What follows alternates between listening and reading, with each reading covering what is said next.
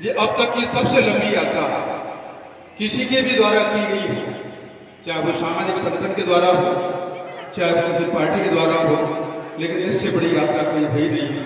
ये भारत के समस्त राज्यों में घूमते हुए जा रही है और गिनीज बुक में भी, वर्ल्ड रिकॉर्ड में भी ये दर्ज होगी, ये विश्व की सबसे लंबी यात्रा है। इसका उद्देश्य केवल घूमना फिरना नहीं है, इस देश की आप एक बहुत बड़ी आबादी के रूप में है। हमारे संविधान में भी लिखा है कि जितनी जिसकी संख्या भारी हो उसकी जितनी हिस्सेदारी, ये संविधान का हमारे का लिखा हुआ है। लेकिन ये लिखा भर रह गया है, वो हमें अभी अमल में नहीं देखा। हमारी संख्या के आधार पर, हमारी लड़ाई जो हमने लड़ी है उसके आधार पर हमें कोई हक अभी तक प्राप्त नहीं हुआ है। वो सारे हक अधिकार से अभी महरूम है। जिस लद्दाख और रजंगला की बात हम करते हैं, 1962 के युद्ध में 13 कुमाई रेजिमेंट के 120 वीर अहीर बहादुरों ने अगर युद्ध नहीं किया होता तो वो आज आपका जो पूरा जो लद्दाख का क्षेत्र है, रजंगला का क्षेत्र है, चीन के कब्जे में होता। 5000 चीनी सैनिकों से हमारे 120 बहादुरों ने जो संघर्ष किया, उस समय भारत सरकार ने उनके पास संदेश भेजा। मेजर शैतान सिंह उनके मेजर थे, शैतान सिंह के मेजर थे। उनसे कहा कि आप अपनी टुकड़ी को, अपनी बटालियन को वापस लेकर के आ जाएं।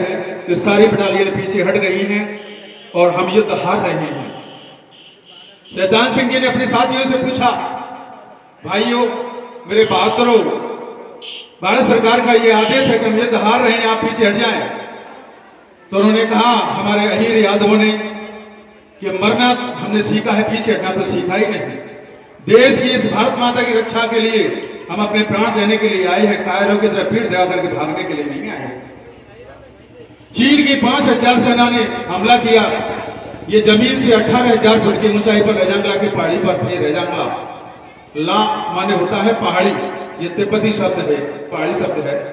ला माने होता है पहाड़, पहाड़ी। रेजांग ये पहाड़ी का नाम है। तो रेजांग नाम की पहाड़ी पर से ला माने पहाड़ी होता है, उस पर खड़े हुए थे, सब अपना मोर्चा लिए हुए थे।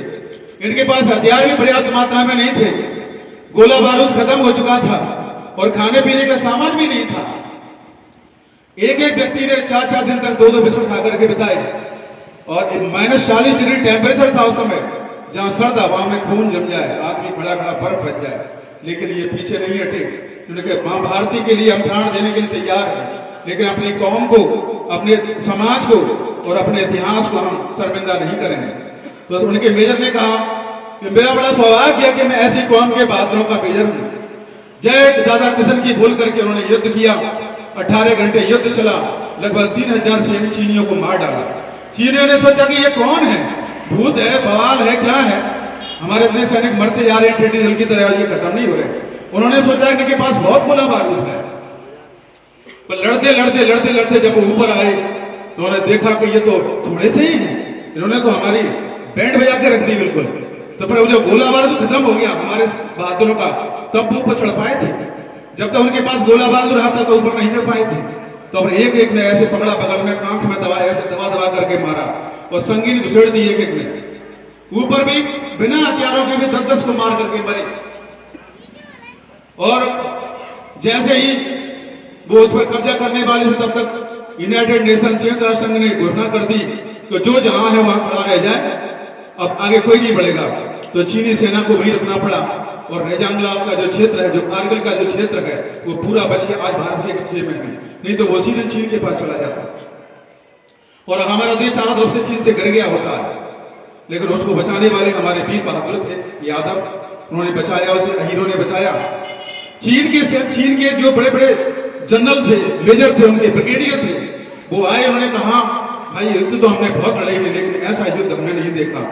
युद्ध के इतिहासों में ये युद्ध का एक ऐसी घटना है जहां दुश्मन देश के अधिकारियों ने, उनकी सेना ने, हमारे जितने भी सैनिक थे उनके सम्मान में उनकी डेड बॉडी को कंबल उड़ाए और चारों तरफ ये कंबल हवा से उड़ नहीं जाए, तो चारों कंबल के कोनों पर संगीन गाड़ी, संगीन समझते हैं ना आप, समझते संगीन?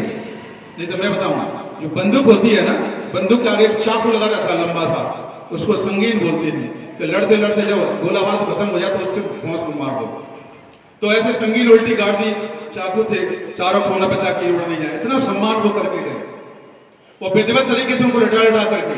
ये देश अभी तक के इतिहास में विश्व में पहला ऐसा मौका था जब दुश्मन देश की सेना ने दुश्मन देश के सैनिकों का सम्मान किया, वो बाकायदा सम्मान करके गए।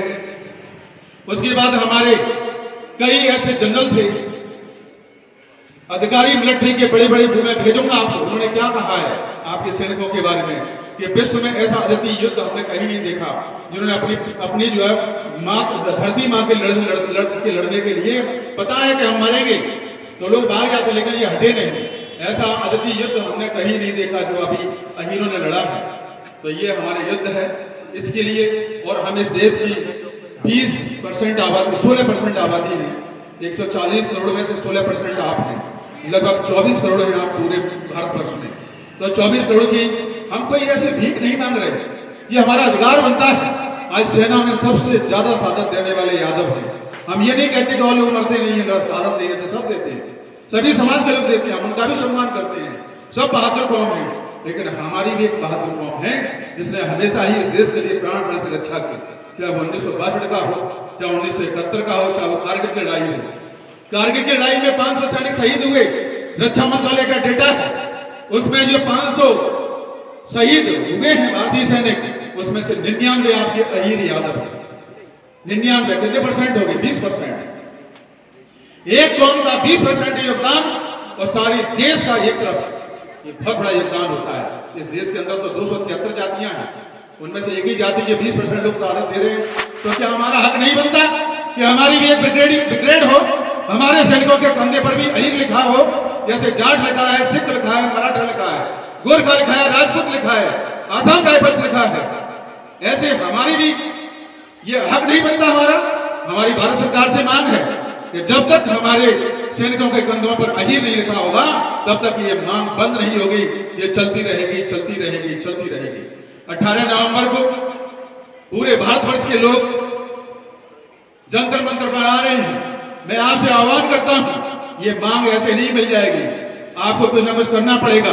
एक शेर है किसी बड़े शायर का कि खुदी को कर बुलंद इतना कि हर तब्दील से पहले खुदा बंदे से खुद पूछे बता तेरी रजा क्या है। मांगने से और छीनने से ही अधिकार बनते हैं लोकतंत्र में। आपको घर बैठे कोई नहीं देके आएगा, देने आएगा। इसलिए आवाज को बुलंद करना है, ये इसको एक मिशन के रूप में लीजिए, एक जीवन का एक प्रण बना लीजिए और इस मिशन को घर घर पहुंचाइए। एक एक व्यक्ति यहाँ 100 के बराबर मानता हूं जो यहाँ आया है, तो इस प्रतिज्ञा करके जाइए कि इस मिशन को घर घर पहुंचाएंगे। इसको एक ऐसे लड़िए, कोई बहुत बड़ा आंदोलन है हमारे समाज के लिए, हमारे कौम के लिए, इसको लड़ना है हमें। तो 18 नवंबर की तैयारी करिए। दिल्ली पहुंची जंतर मंतर पर, वहां पूरे भारतवर्ष के लोग आएंगे, आपका मिलना जुलना भी उनसे होगा, आपकी पहचान भी बढ़ेगी, एक दूसरे के संपर्क में आएंगे, तो ये आंदोलन एक विशाल रूप लेगा। और भारत सरकार से हमने ऐसे पहले 1915 में राष्ट्रपति के नाम एक ही दिन 545 जिलों में ज्ञापन दिया। उसके बाद 2016 में राष्ट्रपति के नाम पूरे देश से अभियान शुरू हुआ, ग्वालियर से, मध्य प्रदेश से, आदरणीय जगदीश दादा के नेतृत्व में, और पूरे देश में 25 लाख पोस्ट कार्ड गांव-गांव से, हर राज्य से हमने प्रधानमंत्री के नाम